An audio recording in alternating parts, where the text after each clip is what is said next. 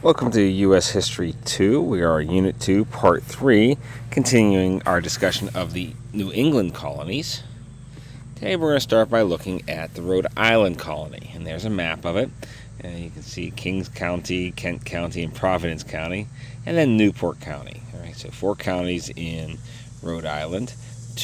On the map looking to the left of it, that would be west, is Connecticut, and north and northeast would be Massachusetts.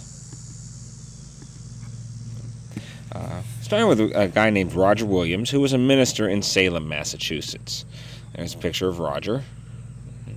Nice little mustache going there. Roger Williams, as a minister, he's a minister in Puritan, Massachusetts, but he had some beliefs that were different from the Puritans, and that's going to lead him into conflict with the leaders of the Puritan church and the colony. Right? One, he thought that church and state should be separated, and with that, government should not support any church, and that was the bigger part of the two. That everybody, in Europe at that time, you had official state churches. The Church of England was headed by the monarch, such as the king or queen. In France, they were Catholic, and they supported the church, and you had to pay taxes to support that church. So if you weren't part of that church, you were still supporting them. And Roger Williams thought that government should not be doing that. He also believed in religious toleration, so just because somebody wasn't a part of your religion didn't mean you were supposed to persecute them. You should let them practice the religion that they wanted to. By 1635, he had a big enough fight with the leaders of the colony that he was ordered to leave by the Massachusetts General Court. Right? And so, leave he did. And he ended up spending the winter with some local Indian tribes, and that spring he purchased land from them, and that land was used to start Rhode Island. And so, he is the founder of the colony of Rhode Island. Right?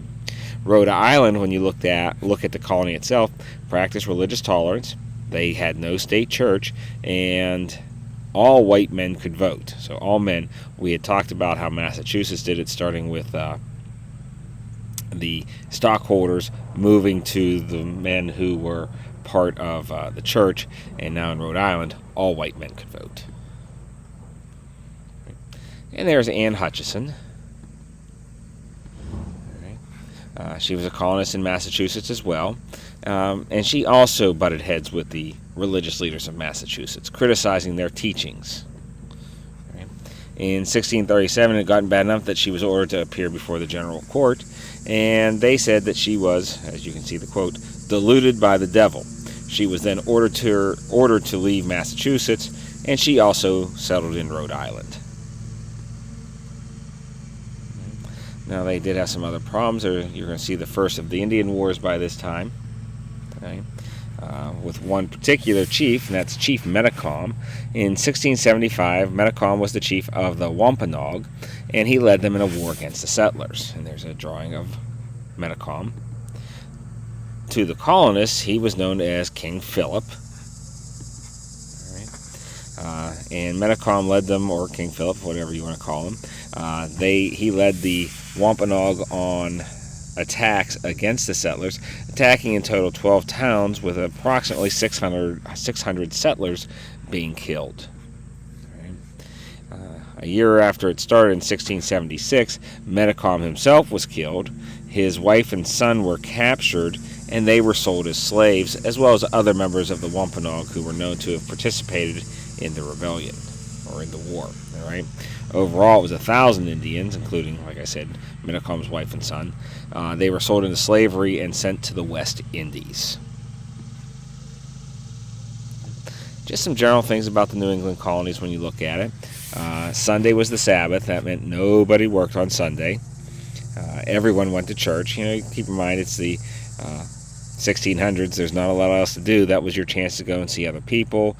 They would worship together. They would spend maybe have a meal together, and just a chance for everybody in the area to be together. Taverns were closed. That would have been the one business that was around, and so you couldn't go to the local tavern or local bar. Right? They had town meetings where everybody in the town would get together. They would discuss issues, and then the men would vote on them. New England is not your best for farming. It's a rocky soil. It's tough to plow, and so they would farm and they had to farm. However, it was not your best conditions for farming, right? And so with farming being difficult, you started to see other businesses as the colony grew. A lot of lumber in the Northeast. We're in western Pennsylvania. We know we got a lot of trees. They had plenty there, so you saw sawmills popping up, and shipbuilding became a major part of the New England economy. And as shipbuilding grew, what you also saw was the fact that they're on the coast. You saw the growth of the fishing industry. Right? And so to New England, fishing and at that time whaling became very important industries as well, and would be, as you get later on into American history into the 1800s, that was the backbone of the New England economy.